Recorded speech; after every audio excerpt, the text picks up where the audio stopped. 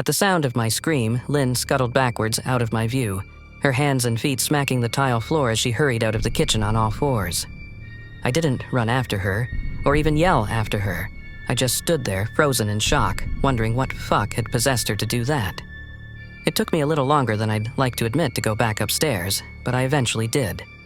When I got to our bedroom, Lynn was lying on her side, asleep. Or at least pretending to be. I stood there for a while, watching her breathing to be sure she really was asleep. I had the feeling she might jump out at me the moment I got into bed. But she didn't. I climbed into bed and she didn't even move. Her breathing was soft and deep, and I was starting to wonder if I'd dreamt the whole thing. The next morning, I waited for her to come down for coffee, and after handing her a mug and kissing her cheek, I decided to ask her about it. "What was that about last night?" I asked, keeping my tone light so I didn't offend or embarrass her. She frowned over her cup of coffee, shaking her head like she had no clue what I was referring to. "You were peeking at me again, from over there," I said, pointing to the spot on the floor by the kitchen island. She followed my gaze, and when she looked back at me, she burst out laughing. She laughed so hard that I couldn't help but join her.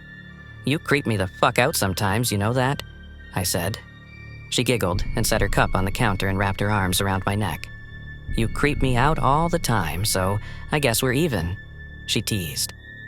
We said our goodbyes and left for work. As I drove, I kept thinking about how creepy it had been seeing her grinning at me from behind the island like that. The sounds her hands made on the floor as she crawled away. I told myself she was just trying to be silly, just trying to join me in my love of all things horror. It's not like I was afraid of her, but it still didn't sit right with me. I started seeing her peeking at me more and more. Sometimes she'd be peeking out from behind the couch or living room curtains. Once, she even managed to get inside her grandmother's old trunk that sits at the foot of our bed. I might not have even known she was there at all had the trunk's old hinges not given her away. She'd had the lid propped up just enough so that only half of her face peeked through. She'd been grinning like an excited toddler. It was unnerving. I didn't even know what to say to her.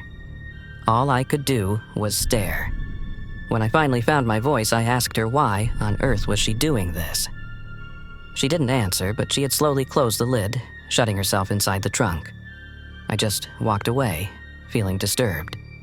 I didn't understand why she was doing it, but it clearly made her happy.